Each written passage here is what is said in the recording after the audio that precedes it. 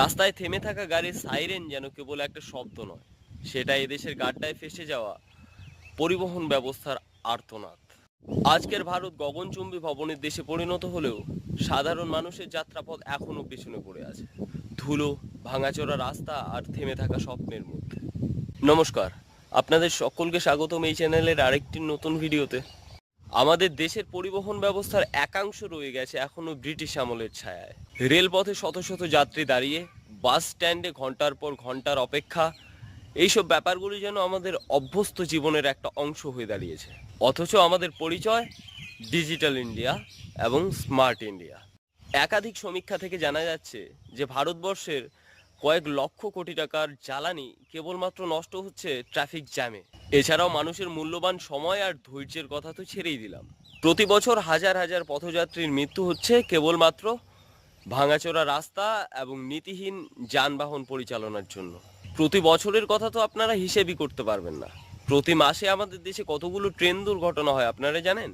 একদিকে রেলের সিগন্যাল পড়ছে না, অন্যদিকে ট্র্যাকের সুদক্ষ কর্মীর অভাবে ভুগছে আমাদের দেশ।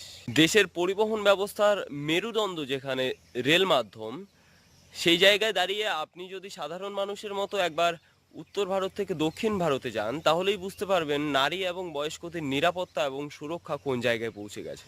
দেশের সাধারণ জনগণের জন্য স্লিপার আর জেনারেল ছাড়া অন্য কোনো মাধ্যম যাতায়াতের জন্য অ্যাফোর্ডেবলই নয়। উড়ান পরিবহনের কথা তো দেশবাসী মনেই করেন না যে এটা আমাদের সুবিধার্থে নির্মিত।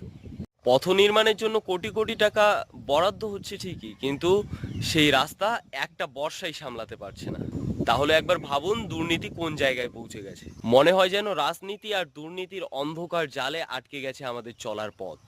গ্রাম থেকে শহর, শহর থেকে মেট্রো, কোথাও একটানা নিরাপদ বা সহজ যোগাযোগ ব্যবস্থা নেই। কোথাও ছাত্রছাত্রীরা অটোর পিছনে ঝুলে স্কুলের জন্য যাতায়াত করছে, আবার কোথাও বা সময় মতো অ্যাম্বুলেন্স না পেয়ে রোগীর মৃত্যু হচ্ছে মাঝপথে। এটাই কি তাহলে আমাদের আধুনিক ভারতের প্রতিচ্ছবি? এই ব্যবস্থা শুধু ভোগান্তির নয়, এটা একটা বিশাল আর্থসামাজিক বৈষম্যের প্রতিচ্ছবি। কেউ চাকরি মিস করছে, আবার কেউ স্কুল, আবার কেউ বা হয়তো তার শেষ বিদায়ের সময়টুকু। এই লড়াই শুধু গন্তব্যে পৌঁছানোর নয়, এই লড়াই একটা দেশের নিজের গতি ফিরে পাওয়ার লড়াই। সময় এসেছে প্রশ্ন তোলার আর পরিবর্তন দাবি করার। কারণ পরিবহন শুধু রাস্তা নয়, এটা দেশের গতিপথ। আর আমরা চুপ থাকলে এই পথ আরও অন্ধকারে হারিয়ে যাবে। চলুন পরিবহন ব্যবস্থার পরিবর্তন দাবি করি এখনই।